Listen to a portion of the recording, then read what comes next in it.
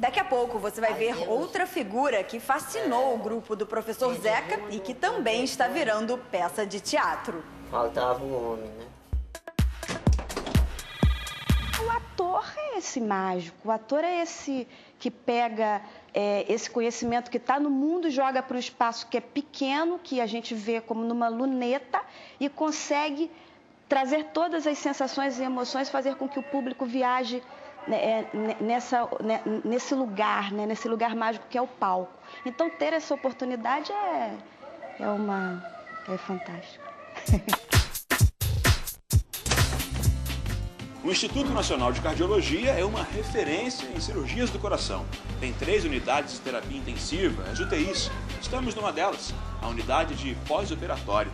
Quando o paciente chega à UTI, deve ter um atendimento rápido e eficiente, já que o estado é grave. Mas essa urgência faz com que muitas vezes os profissionais de enfermagem privilegiem aspectos tecnológicos e biológicos do tratamento e deixem de lado a dimensão social que envolve o paciente, família, espiritualidade. O professor Roberto Carlos Lira, da Escola de Enfermagem da Unirio, estuda o uso das tecnologias nesse processo para salvar vidas. Professor, o problema então não está nas tecnologias. De forma alguma. As tecnologias, na verdade, dentro da terapia intensiva, elas vieram para somar. Na verdade, elas ampliam a capacidade de monitorização do profissional de enfermagem. Então, a máquina acaba sendo uma extensão do próprio doente. Então, muitas das vezes, o doente não consegue interagir contigo em função do fato de estar sedado, o que não é raro dentro da terapia intensiva, e a nossa relação é muito mais direta com a máquina, porque naquele momento eu posso interagir com ela, porque nesse instante ela está me trazendo dados com relação ao estado de saúde desse doente.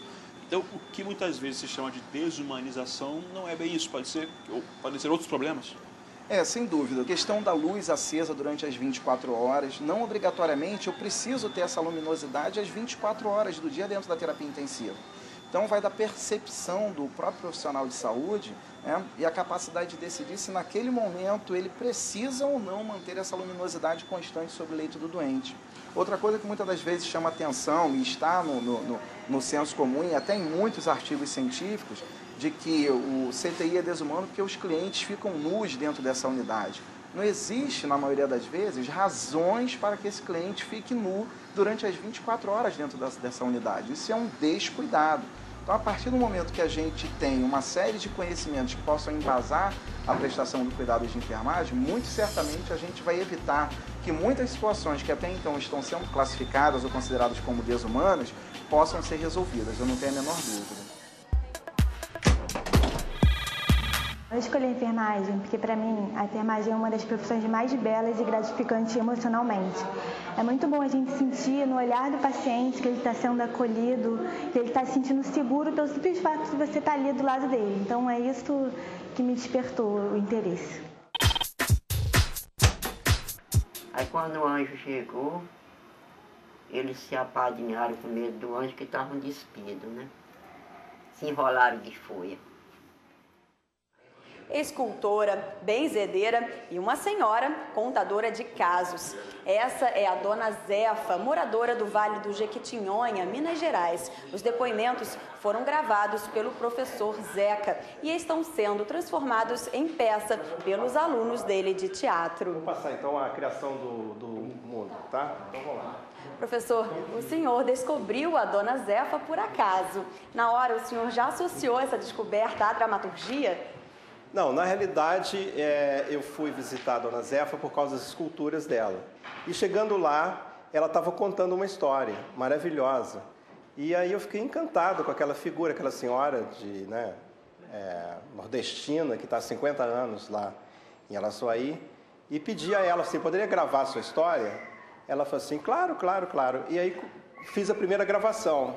Atualmente eu tenho mais ou menos 8 horas gravadas com as histórias dela. E como foi esse trabalho com os alunos para transformar a dona Zefa em personagem? O primeiro trabalho deles foi escutar a dona Zefa, escutar o que ela contava. Depois nós transcrevemos a história e a partir daí começamos então esse trabalho de transformar a narrativa dela em um texto propriamente dramático. Mas por que o senhor tirou o osso menor? A costela menor da cintura. É porque você tem que ser igual a ela, meu filho. por que não tirou da cabeça? Olha, porque a mulher não pode mandar no homem, né?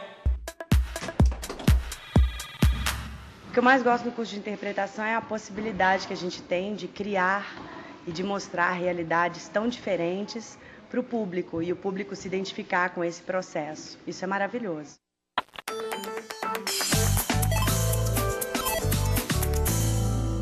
Meu nome é Fábio Moreno, eu sou pesquisador do Departamento de Geologia Sedimentar e Ambiental aqui do Instituto de Geociências da USP, de São Paulo. O projeto que a gente desenvolve e vem desenvolvendo há certo tempo é baseado na utilização de plantas para a remediação de solos e águas subterrâneas, né? Uma tecnologia que é atualmente chamada de fitorremediação. O projeto, ele basicamente utiliza as plantas e os micro-organismos que estão associados com esses seres na descontaminação de ambientes poluídos. Então, quando metais pesados encontram-se no solo, eles podem, na forma solúvel, serem transferidos para as folhas. E a partir daí, você poderia então pegar essas plantas que são utilizadas em sítios contaminados e removê-las desses locais para deposição em outros ambientes mais seguros. É muito gratificante saber que existem alternativas, né, menos custosas para se remediar solos e alternativas que visem a preservar e conservar os ecossistemas, que o potencial desses ambientes pode esconder espécies de plantas que podem ajudar a curar, né, dos males da nossa sociedade atual, no caso que é a contaminação de solos e águas subterrâneas.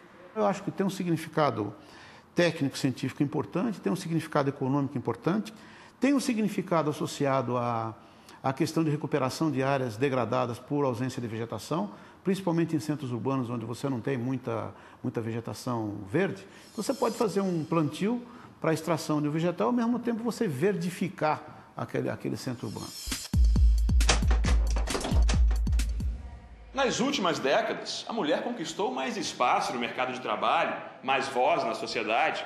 Só que o acúmulo de tarefas e a jornada diária mais exigente trouxeram problemas e novos desafios para a saúde feminina. A professora Leila Rangel, da Escola de Enfermagem da Unirio, pesquisa os cuidados com a mulher.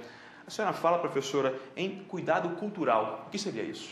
Então, eu venho trabalhando na última década, trabalhando com a questão do cuidado cultural, conhecendo o saber da mulher, o que ela traz de crenças, ritos, valores, do cuidado com o corpo dela e cuidado com seus filhos. E isso ajuda no tratamento ou no dia a dia, na relação com as mães, com as mulheres? Isso, porque a gente precisa atrelar o saber popular com o saber científico. A gente precisa conhecer o contexto de vida onde essa mulher mora, né? Os valores que ela traz consigo para que a gente possa, em comum acordo, acomodar um cuidado que às vezes pode ser dificultado.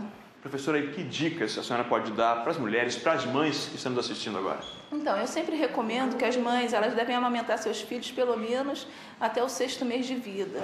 E também não esqueçam de levar seus filhos para tomarem todas as vacinas, cuidem dos seus filhos, porque uma mãe que cuida, que cria esse vínculo, diminui um pouco a mortalidade materna, diminui um pouco a violência contra essas crianças. Muito obrigado, professora.